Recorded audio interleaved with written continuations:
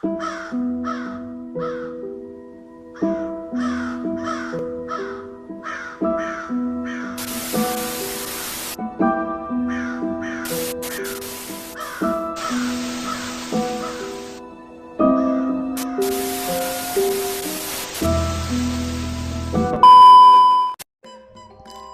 Bor, kembali lagi nih di channel Cerita Misteri di Sekolah.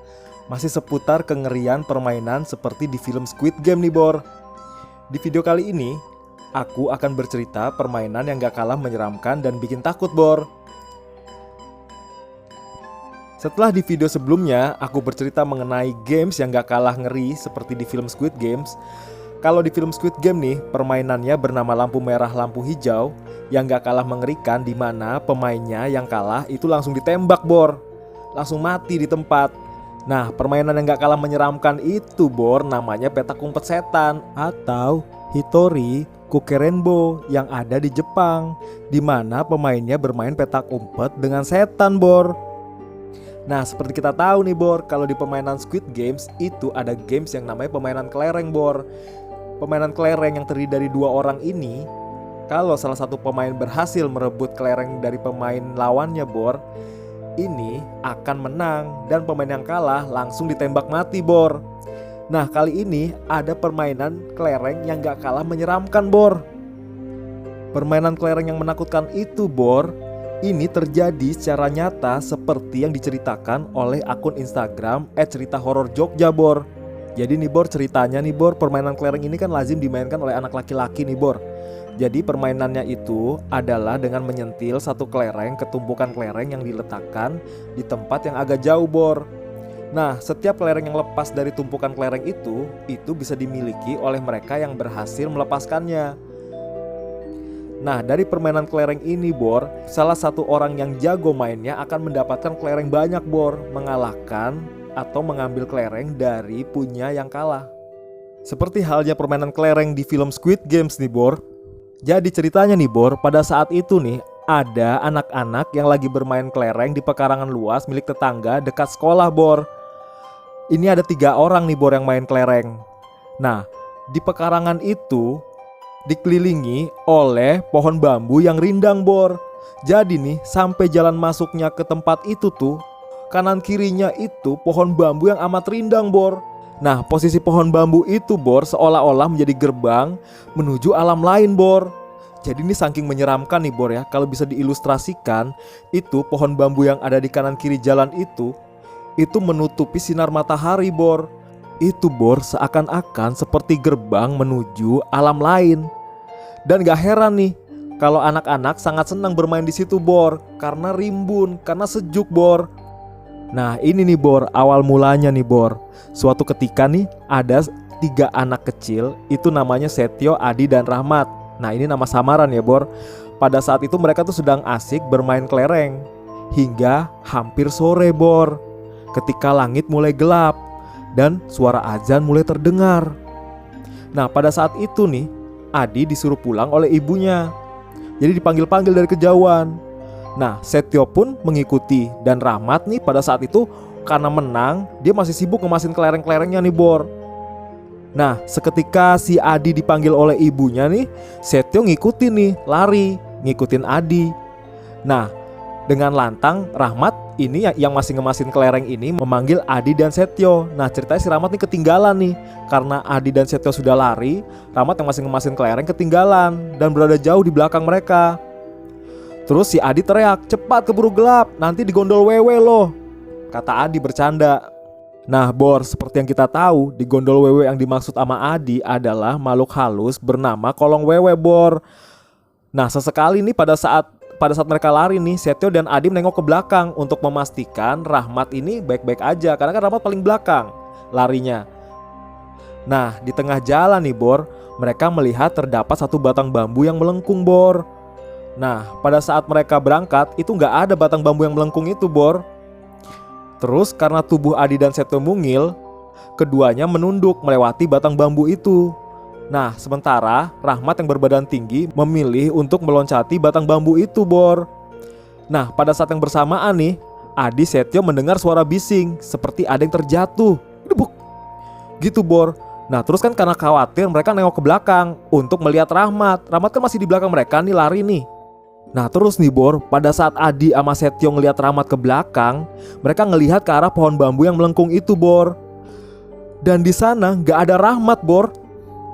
Mereka nggak melihat dan menemukan Rahmat. Nah awalnya nih mereka mengira Rahmat bercanda. Mungkin Rahmat ngumpet di balik pohon bambu itu Bor. Terus mereka diam. Adi sama Setio diam di tempat, melihat masih ke arah bambu yang melengkung itu Bor. Mereka nunggu sampai 10 menit. Tapi setelah nunggu, kok Rahmat gak juga muncul.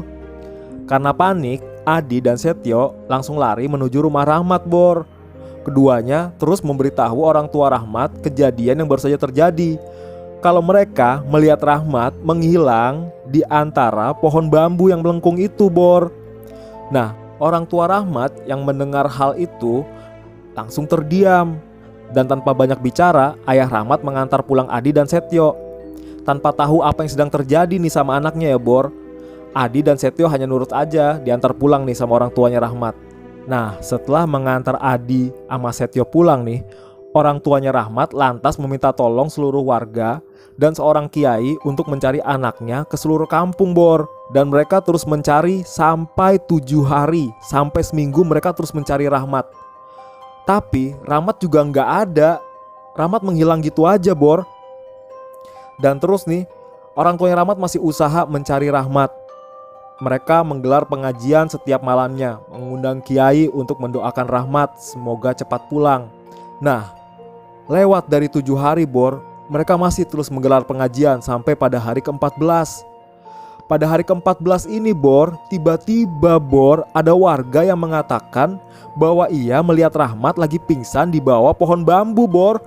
Nah mendengar berita itu Bor, orang tuanya Rahmat dan Adi serta Setio itu langsung ke tempat ditemukannya Rahmat.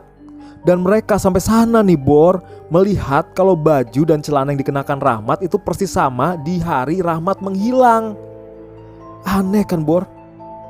Nah setelah ditemukan nih, Rahmat dibawa pulang sama orang tuanya, digendong dibawa pulang ke rumahnya.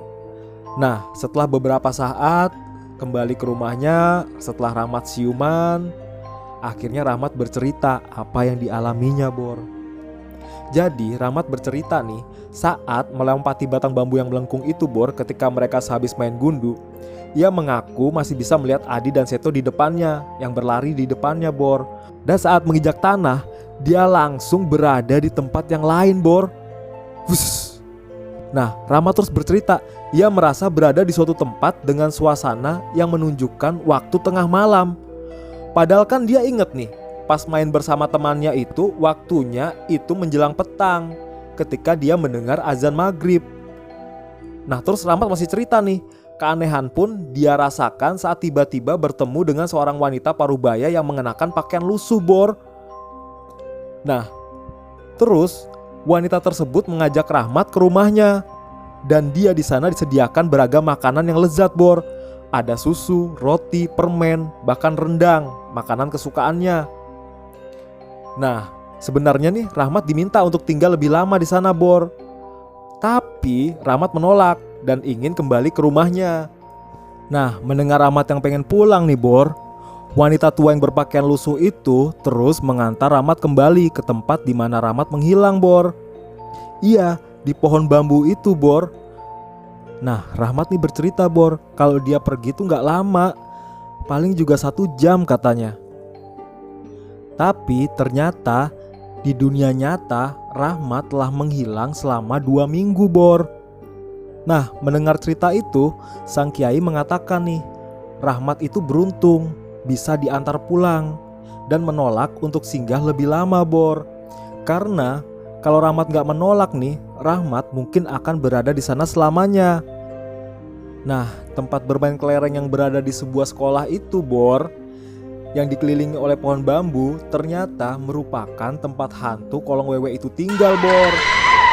Dan gak kalah menyeramkan nih Bor, seperti di film Squid Games, Rahmat yang sehabis bermain kelereng itu diculik oleh setan kolong wewe, yang gak kalah menakutkan dari di film Squid Games Bor.